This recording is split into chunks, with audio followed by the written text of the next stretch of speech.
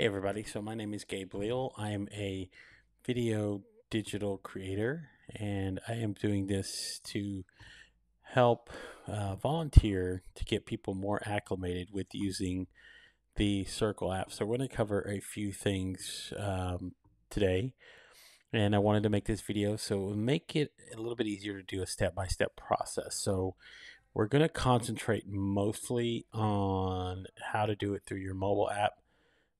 But what you see on your screen in front of you is what you're going to be using through your mobile app. And then I have also created a PDF that'll walk you through the process through your desktop. Now, I must tell you, there are some functions that will be unavailable to you through your mobile app. So, especially if you are a group leader, you're going to have to use your desktop to invite members to your group as a moderator. So I kind of touched on that a little bit in the desktop version, which I will gladly share with you guys if you need it, and I will email it to anybody who needs it. But we're going to cover mostly right now, though, the mobile part of using the app. So to get started, you're going to have to create and register if you have not already. So to walk you through the process of doing that, you will have to go to your phone. You will have to open up either your Safari or Google if you're using either or. And then you will click on where it says Circle app. And this is going to just take you to the actual website. Excuse me. And this is where you're going to register. So if you see there's two little lines in the top right hand corner, if you click on those, it's going to give you the options for pricing and features and stuff like that. You're not going to need any of that. You're just going to log in. So first of all, or get started. So we'll get started there. Now it's going to ask you for name, email, sign up. This is for a 14-day trial. Let's go back. Let's go to login. Okay. So you're going to sign in with an email, or you're going to sign up. So if you click here and click sign up, it's going to ask you sign up with an email. We will. You're going to enter your full name.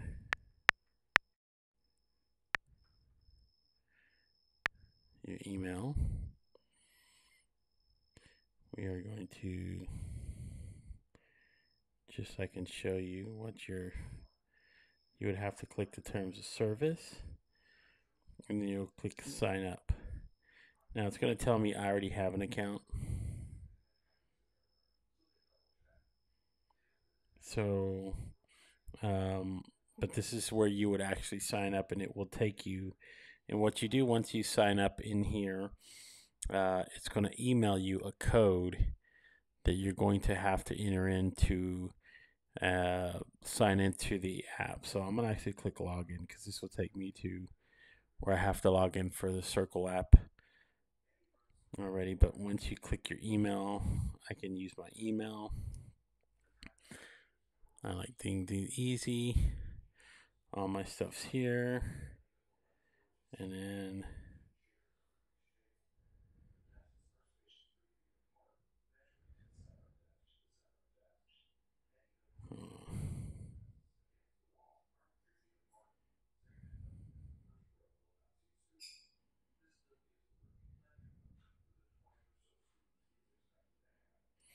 okay, so see, if you already have a active account, it will take you to the actual page for SpringCreek. Now we do have a QR code that we can actually share with you guys to actually scan, and it will take you to the registration, and then it will subsequently lead you to where to log in. So once you've already opened up and gone here, these are the things that you're going to see inside of the app. So if you go to the home page, um, you will see just about everywhere where you start out with all the information that is like your introduction into home, and this is where you can actually create posts and stuff inside of the app. Now if you walk here, this is where you want to actually go first, to start here. So if you've come here, you've made it, you've joined the actual app. And here's the thing, I'm going to open it inside the app for me really quickly. Now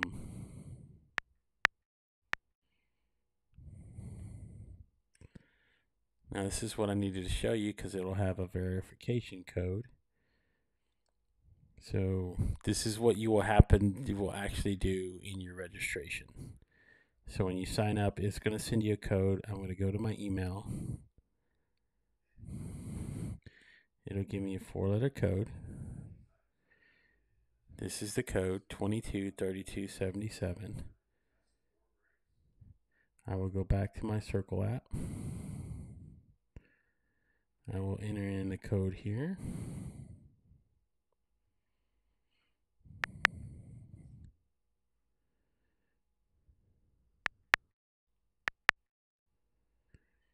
And then it'll take me inside of the app itself again. So now I'm back here, and this is what your actual app will look like. Now when you register and then you sign in for the first time, it's going to take you to where you can create your profile. So as you can see, I do have a profile here, but just to say what you can do, when you go inside and want to create your profile, this is where you can add a small bio. You can add photos, so you can choose your own photo if you like. Just a small little tagline, and you can actually sync any of your like Facebook, Twitter, Instagram, all your social media channels. You can actually pair it in here. So let me see. Sorry, this is taking a minute, folks. This shouldn't take this long, but let me go back here and try it again. Maybe the second time around it'll work.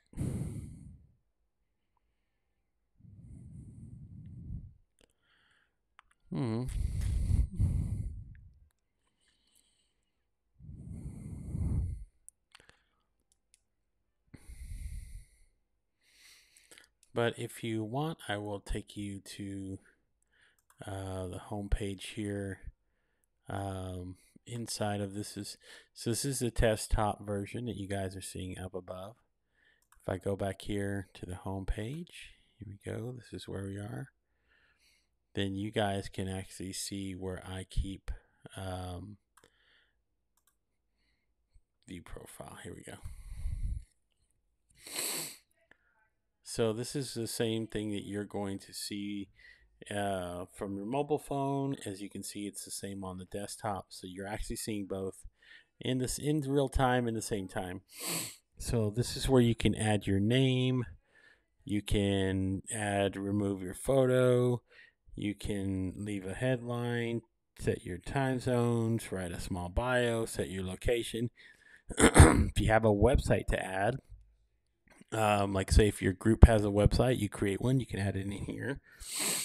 Any URLs that you might have listed that you might want people do. And in here you can check a lot of the settings. So this is where you make your profile either private or public, depending on your choice if you want to do that. You can also create a way for people to show up in the directory, or if you want them to not be able to find you, you can make it here. These are where all the permissions are. You can prevent members from messaging you. So you can change all this stuff here if you just want to keep it private to yourself. I would recommend, since we are building fellowship here and you are using these to manage and navigate your groups, it might be easier just to do it in these terms. So This is where you would go and set up your profile from the very beginning. Now, your feed, this is where all the posts happen.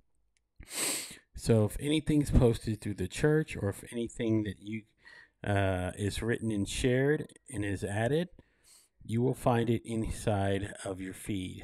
So just like any social media feed, like your Facebook or anything like that, you'll have this here.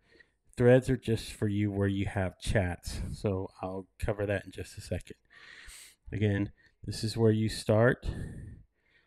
This is where you can click on here. It will tell you all the posts and where you get started. It'll walk you through and give you resources, links. It kind of tells you exactly what I'm doing here, just as in written form if you don't quite understand. But this is where you would start. Let's go back. Let's chat. This is where you can actually create, and this is where posts usually show up that like Pastor Keith, Pastor Jessica, or just written through the church is shared and put on here. And Tammy, I mean, they're putting stuff in here. So if you're looking for any kind of information that's shared by anybody from the church, you'll probably find it here in Let's Chat, and it gets more specific when you go to some of the other places. Now the lobby here, this is where you're going to find opportunities to serve, the community guidelines. So if you click on those, this is just where you can find roles that they might have available. And what they're looking for right now is group host. So if you're doing that, online course developers, which I'm interested in doing. And they have a view of various roles for blog writing, SEO, social media.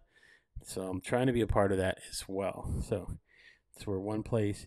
The community guidelines, this is where you're going to find most of the guidelines that deal with the online church culture. So these are just things that you might want to read and cover, so you make sure you're not overstepping any boundaries. So, and this is a big one: no spam, fundraising, or inappropriate post. All that stuff is moderated and will be taken down if it's deemed inappropriate. So just know those are the guidelines. That's where you can find them. Weekly events. These are where you're going to find your online events that are posted by the church. So in case of tomorrow, Pastor Jessica does a pop-in for office hours. She does these every Tuesday and Thursday, 8 to 9 p.m. This is where you can come in, talk, engage, just be there. She also has her Wednesday night Bible studies, which you can, again, RSVP to a lot of these. And let me just show you what that's like. So if you RSVP, you can add this to your calendar. Events added, boom, saved, pretty easy, done. And it'll send you a reminder and it'll give you notification. I'll cover where the notifications and stuff are in just a minute. You can ask for prayer requests. This is really great. If you want to ask for prayer, it'll tell you there's people that put in here, and it kind of walks you through where you can go and request prayer in person or on the app itself. These are general questions, so if you have anything you might want to ask and don't know where to go to or who to ask, this will probably be the thread you can drop them in, and they will get answered in due time. Ask the pastor. These are just questions you can ask any of the pastor, church leadership as well. It's great if you have anything that you're studying and you're unsure about, reach out, post it in this thread. They monitor all these threads all the time, so they could answer back to anything you might want to know. Being a know, this is where you're going to find a lot of things that are going through the church that have to do with it. So if you're in a group or you have something that they want to talk about, this is where you can find a lot of that information. Now, your community online group, so if you're in a group already or you wanted to find one, this is where your online group hubs are going to be. So you have online groups that are here that you can join, right? And these are done, I believe, online through the app. So if you click on it, it'll tell you, give you an example where they meet. It's on Zoom, just so you know, and it tells you who the host is, who can join. These are online groups. Now, if you're in any in-person groups, you'll also have a hub for that as well. We'll go for that as well. Now, Volunteer Hub, this is like people who do volunteer already through the church. This is by invitation only. So if you're already volunteering, you've been invited, you will have access to it. If not, it will say this is a private channel, so you won't be able to access it.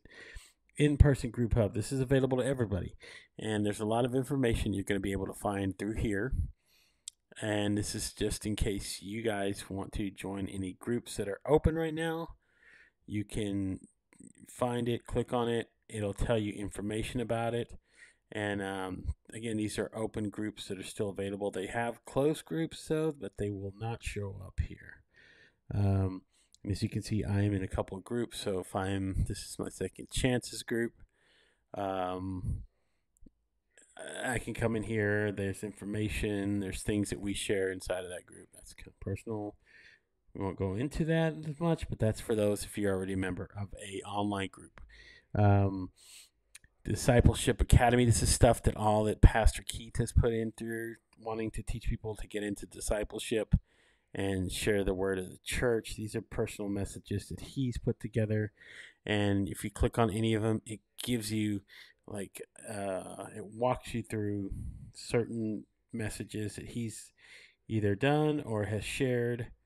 And they're set up in order if you want to learn a little bit more about that as well. We have Bible study resources, of course. You can find both the Old and New Testaments in here.